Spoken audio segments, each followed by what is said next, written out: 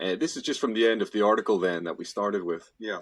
It is this group, the original female Illuminati, which ruled from behind the obvious thrones of the world. They established or authenticated other priestess cults of the world. They had their own initiation processes, special rites and ceremonies, observatories and methods for charting the heavens. Crucially, it was the priestesses of these societies who confirmed that the movement of the moon was indeed calibrated to the menstrual cycle. Ergo, most of their cult rituals were carefully synchronized with the movement of the moon through the 13 signs of the zodiac.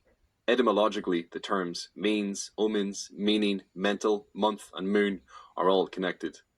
They believe that the Great Conjunction, although completed, set a precedent. Henceforth, it was imperative that the sky was closely observed, and since the luminaries appeared to be synchronized to the female generative cycle, men were no longer to be placed in charge of stargazing. Clearly, it was the prerogative of Sophic women. Consequently, it was decided it was women's exclusive duty to revere and obey the council of the constellations, stars, and luminaries. So this brings you back to your point of the female Illuminati and about how it was women that were sort of these priestesses, these interpreters of the signs of what was happening in the skies. Is that correct? Yeah, and they took it to incredible lengths. So when you read in the Greek legends about the Delphic oracle and the oracle at Dodona or Ephesus, at other places, and you hear about the Sibyls, the important Sibyls, even in the Roman period, how important they were. And by the way, the original Sibylline oracles, these are the great books of the Sibyls. You know what that is in a compressed form? The Book of Revelation. Yeah, the secret that's never told anybody is that the Book of Revelation is nothing but a repackaging of the old Sibylline oracles known to every Roman king, emperor, nobleman. You consult the Sibyls. So the Book of Revelation is entirely one of these female documents. But they slapped St. John's name on it, and tweaked it a bit. It's literally myth-mongering. Yeah, total myth-mongering, total snatch job, and a hideous travesty. But people, the experts have found the parallels. So who are these Sibyls? Who are these witches? Who are these sorceresses? Or who are the volupts? They call them, and the cider in the Norse and the Celtic legends. You see, where did they all come from? This is where they all get their mandate. And then the article, go through it in detail, so people should definitely read it. So this is where these female people, the females, got this authority to forever rival the male, and in many cases even supersede the male. It has to do with interpretation of that theater of the night sky. They were better at it because they could interpret symbols that the man just couldn't understand. This has to be taken into consideration. They were very good at it, and this then led to their authority. And they got to like it, of course. And so this is why you hear about the power behind the throne. This is why in Egypt, always the female priestess or her agent always was there to initiate the king that he had become pharaoh, and the way temples were designed and all of it, the oracles that were there. So this is a piece that's missing, you see. So when these great writers like Julian Jaynes and others talk about the oracles, it's wonderful stuff, but they miss as much as they put in. As erudite as they are, you see, there's always another aspect. And then what I've discovered, what motivates my work, is that these cults had particular symbols that are vastly more important than all the others. We're talking about thousands of different images, but there was a canon, a secret chapter, you see, of particular images that ranked way above. You and I have talked about the cobra symbol, right, before. How do women even get to be associated with that? It's vast. It's absolutely vast. And Hollywood knows all about it. When you see these spectaculars at the Super Bowl, or these idiotic, Janet Jackson type dance routines, or the Beyonce things, right? riding the Sphinx or riding the lion and the whole palaver over it. They know about all of this female power.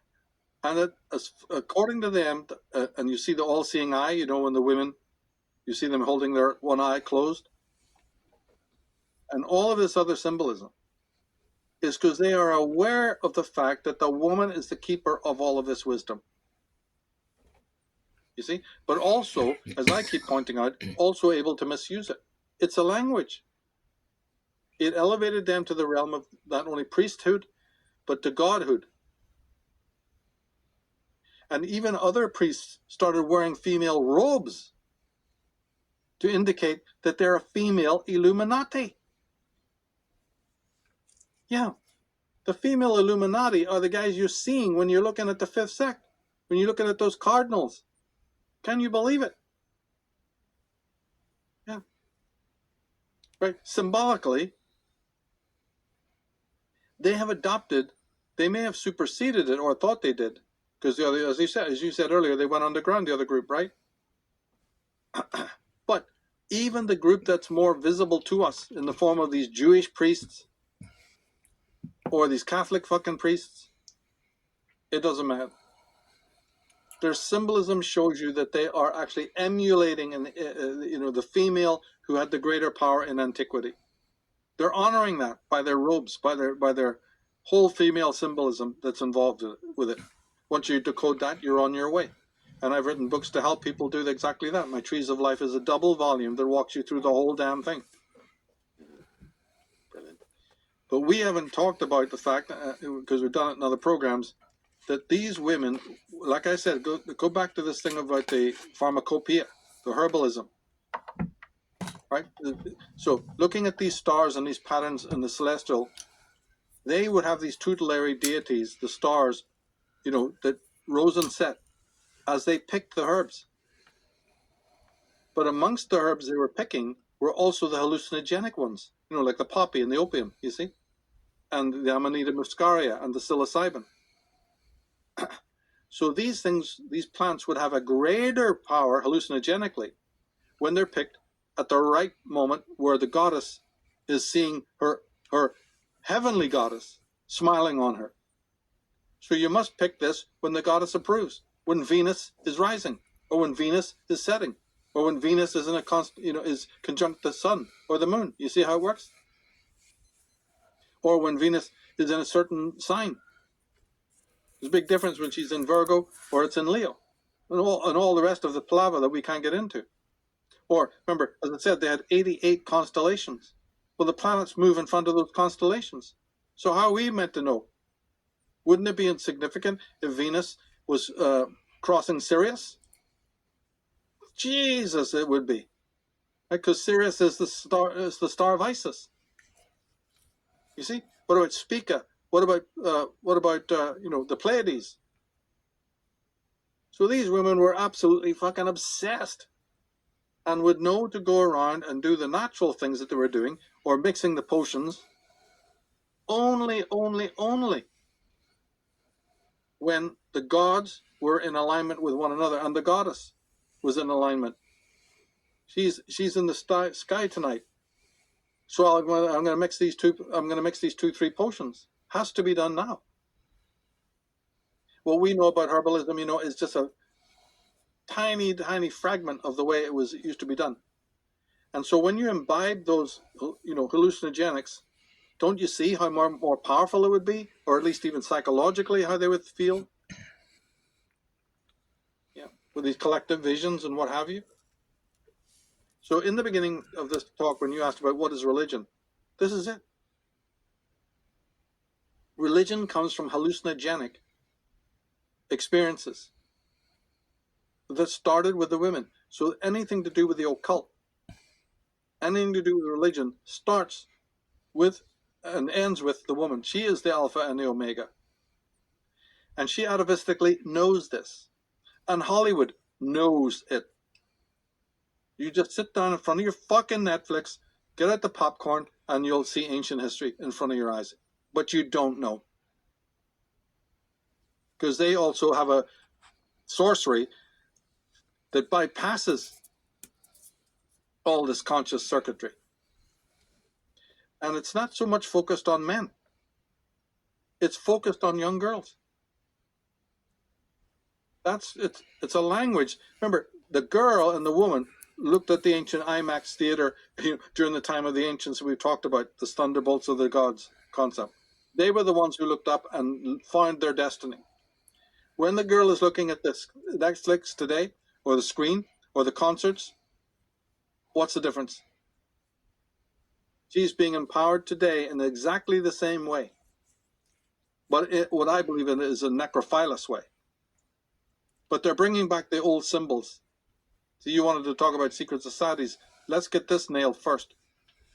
When they bring in the cobra, when they bring in the serpent, when they bring in the dragon and the snake, and the pyramid, you see, and the stars, and the crescent moon, and all the other symbols you could think of, they're trying to replicate this ancient event. The Talbot has no clue what I'm talking about, right? He took it up so far. They're scientists. They did a brilliant work, but it needed to be expanded. That article does it. So I'm glad that you gave me the opportunity to talk about this, because it's very, very important. Yeah. Well, thank you It's for still sharing going it. on. And, when you speak about the serpent, I'll post an image up afterwards of this. Inside, I think it's the Vatican, St. Peter's Basilica, or one of these little areas. It's just a giant snake head that the Pope sits inside. Oh my It goodness. is unreal. Have you seen it? I'll No. post it after. It'll blow your mind. This will blow your Okay. mind. Exactly what you're talking do about, that. the serpent. Fantastic. It's very good. And it lines up perfectly when you're speaking about these moon cycles, and you're speaking about, a lot of the large religions and these celebrations around the world. It's to do with, the advent of, I think it's Ramadan or Lent and all these different things. It's about when the moon is, I think, in different Hindu cycles as well, Sure. too. It's Oh, all yes. about it, so it's They exactly still what we're use speaking it. of. They know all about these 88 symbols, and they use them in the media. They use them in the iconography. They're talking to women, and then these Madonnas and these Janet Jacksons and that type of scumbag are initiated, like Abramovich. They believe that they've been initiated into the sisterhood.